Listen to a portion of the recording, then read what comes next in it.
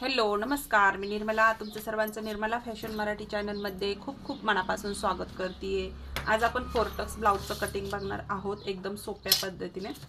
तर video continue शेवटपर्यंत बघा, आवडल्यास लाईक करा, चॅनलवर नवीन असाल तर सबस्क्राईब करा। तर आपण आजचा जे काही ब्लाऊज आहे ते आपला आहे 32 साईजचं फोर्टक्स ब्लाऊजचं कटिंग। तर त्यानुसार आपण इथं कटिंग करून घेणार आहे। तर इथं एक सिंगल कार्डशीट पेपर घेतलेला आहे। इथं सर्वात पहिला उंची टाकून घ्यायची आपल्याला।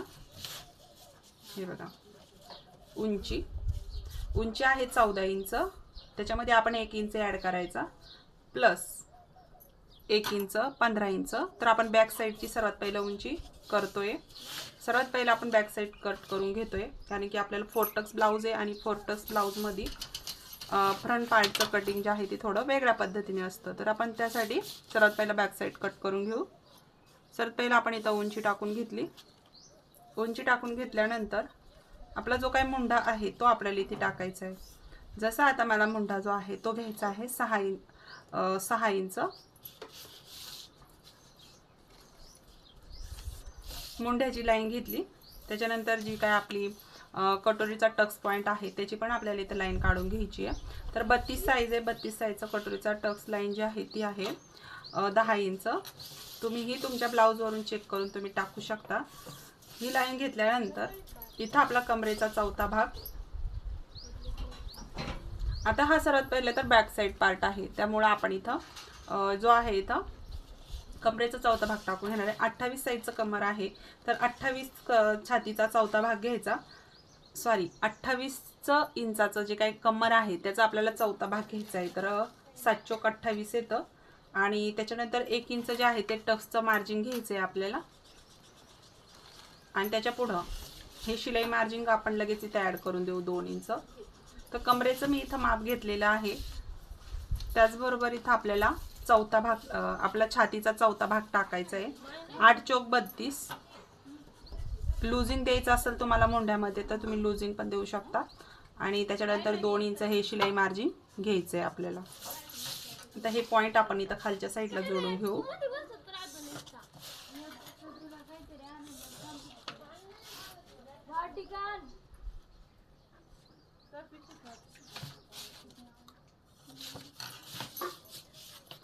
ही आपण लाईन ओढून घेतली। आता आपल्याला शोल्डरचं माप टाकायचं आहे। शोल्डर जे आहेत ते तुम्ही संपूर्ण मी नेक्स्ट व्हिडिओमध्ये अंगावरनं माप कसं घ्यायचं ते सांगल, त्याच्यानंतर शोल्डर कसं काढायचं ते सुद्धा सांगल। इथं शोल्डर जे आहेत ते मी इथं ठेवणार आहे 5.5 इंच। खालीही या लाईनीवरती 5.5 इंचाचं मार्जिन घ्यायचं।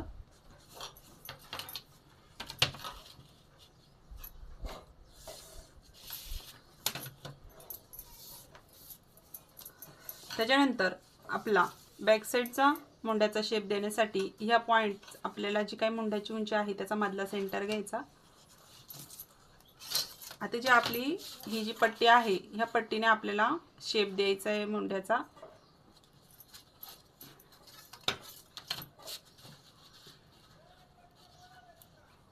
ज्याही मैत्रिणींना हाताने आकार जमत नसेल त्यांनी ह्या पट्टीचा वापर करून अशा पद्धतीने शेप जो आहे तो देऊ शकतात।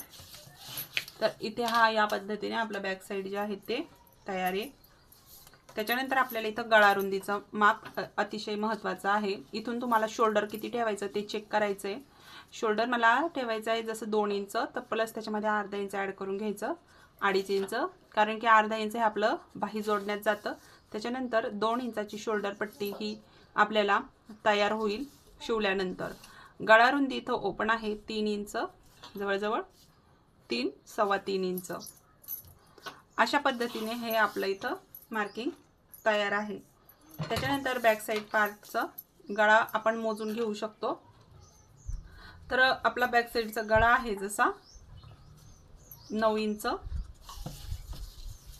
तर आपण इथं आपली गळा रुंदी किती आली ती चेक करायची, 3.25 इंच। तर खालच्या साईडला हे आपण 3.25 इंच मोजून घेऊ। या पद्धतीने आपण इथं लाईन आखून घेतली।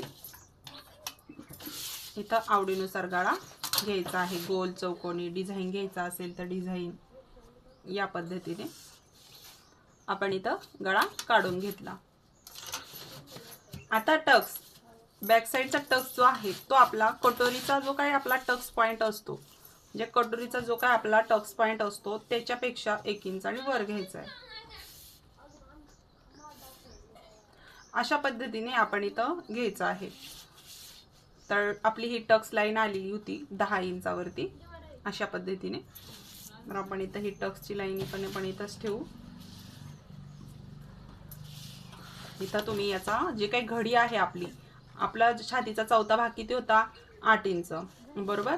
मग 8 इंचाचा आपल्याला इथला मधला सेंटर घ्यायचा 4 इंच वरच्या या टक्स लाईनीला आखून द्यायचा. तर इथं आपला हा जो आहे अर्धा इंच आपण इथं टक्सचं मार्जिन इथं हे करून घ्यायचं, कारण आपण 1 इंच एक्स्ट्रा घेतलेलं आहे कमरमध्ये, तर तेच आपण इथं अर्धा इंच ॲड करून घ्यायचं. आता हे आपलं बॅक साईड संपूर्ण रेडी झालं. आपण याला कट करून घेऊ.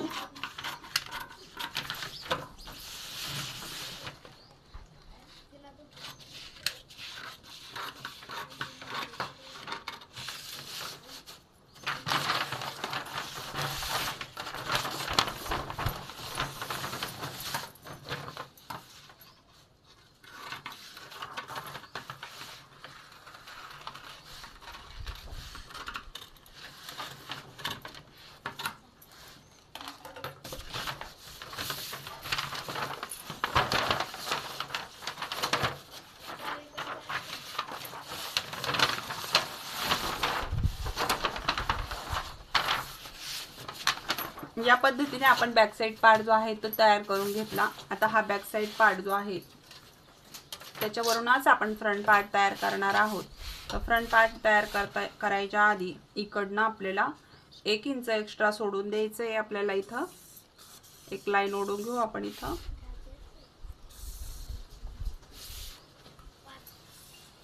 अशा पद्धतीने. त्याच्यानंतर आपण खालच्या साईडला सुद्धा थोडा एक्स्ट्रा कपडा आपण सोडून दिलाय, जो काय पेपर आहे तो. जर तुम्ही ब्लाउजर कटिंग करत असाल तर या पद्धतीनेच आपल्याला सुद्धा ठेवून घ्यायचे. तर शक्यतो आपण पेपरवरतीच कटिंग करायची आहे सुरुवातीला. तर आपण जसंच्या तसं आखून घेतलं आणि जे आपलं कटोरीचा टक्स लाईन आहे, मुंढा लाईन आहे, ती सुद्धा आपण इथं हे करून घ्यायची. गळा रुंदी आलेली ती सुद्धा आपण मार्किंग करून घ्यायची. या पद्धतीने हे मार्किंग करून घेतलेलं आपण इथं बॅक साईड पार्ट जो आहे तो आपण साईडला ठेवून देऊ अशा पद्धतीने. आता जी लाईन आपण आलेली होती ती आपण इथं व्यवस्थित आखून घेऊ फ्रंट पार्टची.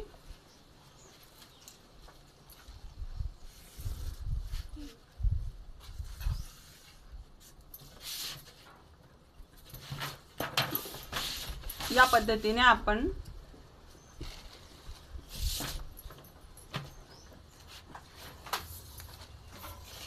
हे बघा, जी आपली मुंढा लाईन आलेली होती ती या पद्धतीने आलेली होती. हे बघा 5.5 इंच घेतलेली पण.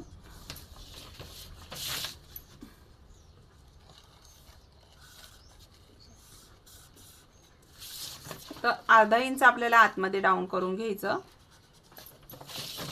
घेतल्यानंतर आपण इथं ही लाईन इथे ओढून द्यायची. आता पुन्हा एकदा आपल्याला छान असा मुंड्याचा शेप देऊन घ्यायचा, कारण की हा बॅक साईडचा होता तो घ्यायचा नाही आपल्याला. तर आपल्याला घ्यायचा आहे फ्रंट पार्टचा.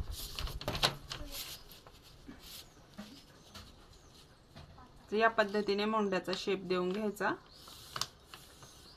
फ्रंट पार्टचा. दिल्यानंतर हा तुम्ही अशा पद्धतीने याला छान असा शेप देऊन घेऊ शकता.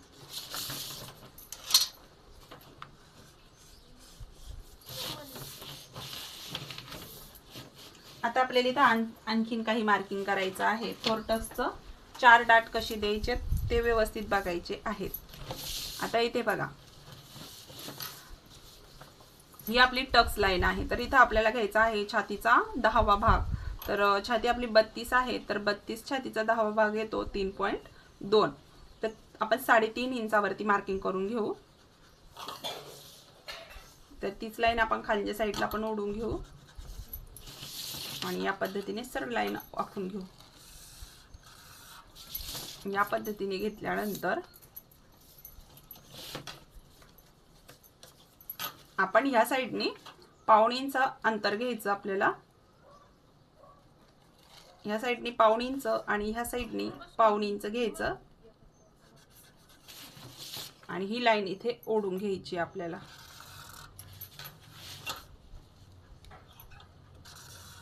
हे बघा अशा पद्धतीने ही ओढून घ्यायची। आता ही झालं आपलं उंचीमध्ये। याच्यामध्ये काय बदल करायचा, इथे आपल्याला 1 इंच एक्स्ट्रा घ्यायचंय खालच्या साईडने फ्रंट पार्टला। तर ते का घ्यायचं ते पण सांगते।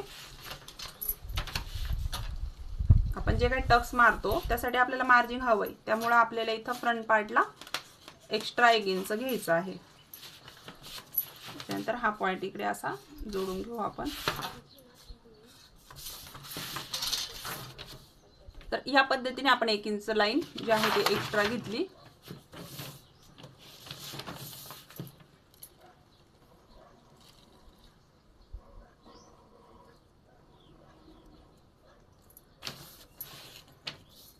आता हा जो पॉइंट आपला इथं आलेला आहे, हा टक्स लाईनचा, इथून आपल्याला खालच्या साईडला म्हणजेच हे बघा इथून 1.5 इंचावरती इकडे पॉइंट घ्यायचा, ह्या साईडनी पण 1.5 इंचावरती एक पॉइंट घ्यायचा आणि त्याच्यानंतर इकडनंही 1.5 इंचावरती एक पॉइंट घ्यायचा। हे 4 पॉइंट आपल्याला इथं घ्यायचे आणि ही लाईन जी आहे ना ही सुद्धा आपल्याला इकडे तिरकी घ्यायची आहे। हे बघा अशा पद्धतीने। आता आपण जी 1 इंच लाईन एक्स्ट्रा घेतली खाली तीच आपल्याला इथं कव्हर करायची। इकडनं अर्धा इंच आणि इकडनं अर्धा इंच वाढवून घ्यायचं आणि हे पॉइंट इकडं जोडून घ्यायचे। तीच प्रोसेस आपल्याला इकडं पण करायची। याच पद्धतीने इकडे एक लाईन आपण ओढून घ्यायची, इकडेही अर्धा इंच ओढायचं आणि इकडे पण अर्धा इंच वाढवायचं आणि या पद्धतीने इथे हे कव्हर करून घ्यायचं। तर ह्या साईडनी सुद्धा आपल्याला एक्स्ट्रा घ्यायचं आहे 1 इंच। हे बघा 1 इंच लाईन आपण इथं ओढून घेऊ।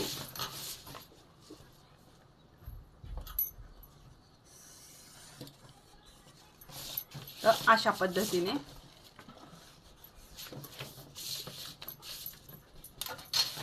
तर बघा या पद्धतीने आपण इकडनं 1 इंच घेतलं, इकडनं सुद्धा आपण 1 इंच घेतलेलं आहे आणि त्याचबरोबर खालच्या साईडने सुद्धा 1 इंच घेतलं।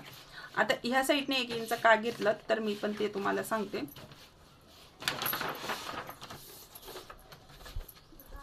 आता ह्या साईडने सुद्धा आपल्याला इथं हे जे आहे हा पॉइंट आपल्याला व्यवस्थित क्लिअर करायचा आहे। हे बघा इकडनं आपल्याला हा पॉइंट जो आहे ना तो या पद्धतीने लाईन ओढून घ्यायची आपल्याला।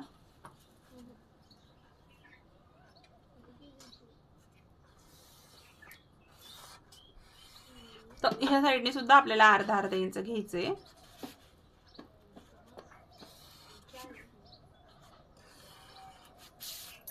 हे जे 4ही पण पॉइंट जे आहेत ना ते आपले बरोबर इथं याच्यामध्ये कव्हर होऊन जाणार आहेत।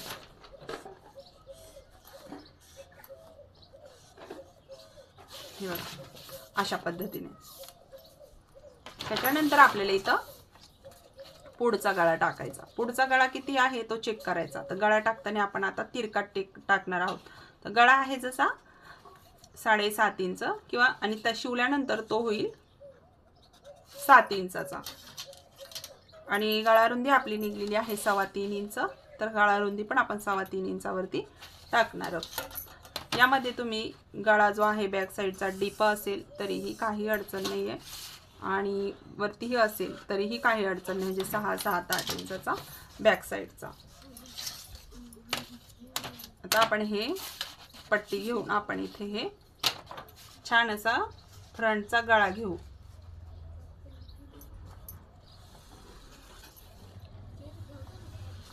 अशा पद्धतीने हा आपला फ्रंटचा गळाही तयार झाला। आता इथे बघा आपण हे कट करून घेऊ। एकदा हा पार्ट जो आहे तो आपण एकदा कट करून घेऊ। थोडा साईडनी कट करते। आता कपड्यावर असतं तर तुम्हाला छान असं समजलं असतं का यामध्ये आपल्याला कुठं काय करायचं आहे म्हणून। कारण की आपण ज्यावेळेस शेप देतो त्यावेळेस आपला पार्ट जो आहे तो टक्स घेतल्यानंतर कुठं बऱ्याच मैत्रिणींना प्रॉब्लेम पण येतो.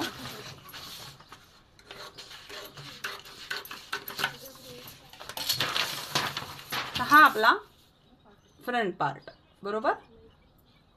हा फ्रंट पार्ट आपण ज्यावेळेस इथे टक्स मारू, बघा आपण ज्यावेळेस इथे टक्स मारू तर ते आपण त्यावेळेस इथं या पद्धतीने घेणार आहोत. तर इथे काय करायचं आपल्याला, ही जी लाईन आहे ही एकदम सरळ व्यवस्थित आपल्याला करून घ्यायची. बघा ही जी आपली खालून लाईन आलेली ना ती आपल्याला इथे व्यवस्थित करून घ्यायची. हे बघा,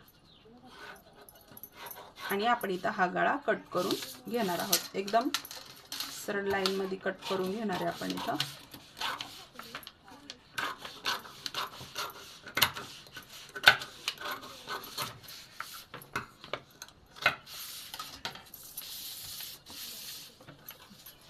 हे बघा इथे हा असा कोना तयार होणार आहे. पण स्टिचिंग करताना ज्यावेळेस आपण हा टक्स मारू त्यावेळेस ही बरोबर याची लाइनिंग जी आहे ती व्यवस्थित एकसारखं तयार होईल.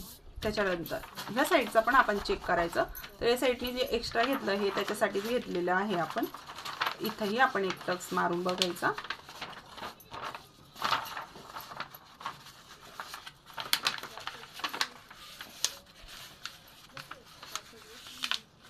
हे बघा अशा पद्धतीने आता इथे ही जी लाईन आहे ही पण आपल्याला इथं व्यवस्थित हे करून घ्यायची. बघा वरच्या साईडला आपल्याला न्यायचा हा पार्ट आणि एक लाईन सरळ ओढून घ्यायची आपल्याला इथे, आणि हे आपल्याला इथे कट करून टाकायचं एक्स्ट्राचा पार्ट.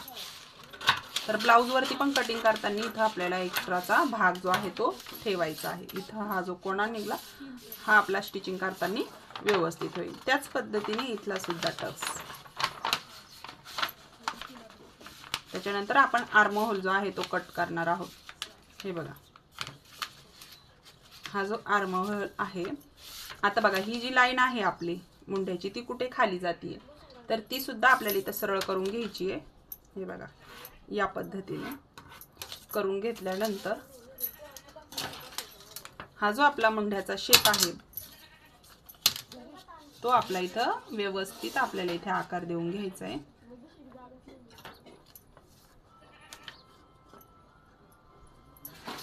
हे बघा आता हे आपण इथे कट करून टाकायचं.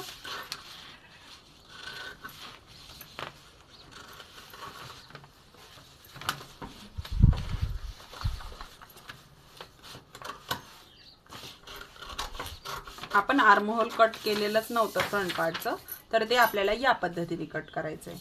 ज्यावेळेस आपण हे टक्स मारू त्यावेळेस इथं इतका सुंदर पफ बनतो आणि छान असं याचं कटिंग सुद्धा होतं आणि खूप सुंदर याचं फिटिंग पण खूप सुंदर आहे. नक्की ट्राय करा. हा आपला फ्रंट पार्ट आहे. तर तुम्ही नंतर ना कॅनव्हासवरती गाळा घेऊ शकता किंवा या पद्धतीने आपण नॉर्मल जी पाइपिंग करतो त्या पद्धतीने पाइपिंग सुद्धा करू शकता. अशा पद्धतीने हे आपलं मार्किंग तयार आहे. आता हे खालच्या साईडला जे आहे ना ते एक्स्ट्राचं आपण कट करून टाकू, कारण की आपण 1 इंच एक्स्ट्रा घेतलेला आहे. तर मी हे खाली एक्स्ट्रा असंच ठेवलं होतं. ज्यावेळेस आता हा टक्स मारू इथे काहीही अडचण येत नाही. तर सरळ आपल्याला टक्स मारायचा आहे. बाकी इतका सुंदर याचा पफ वगैरे बनतो. छान आपला इथं झालेला आहे बॅक आणि फ्रंट. बाही कटिंग आपण नेक्स्ट व्हिडिओमध्ये बघू. तर तुम्हाला आजचा व्हिडिओ कसा वाटला कमेंट करून नक्की सांगा. तर आपण इथे हा गळा सुद्धा कट करून टाकायचा आहे. आपला हा बॅकचा गळा आहे.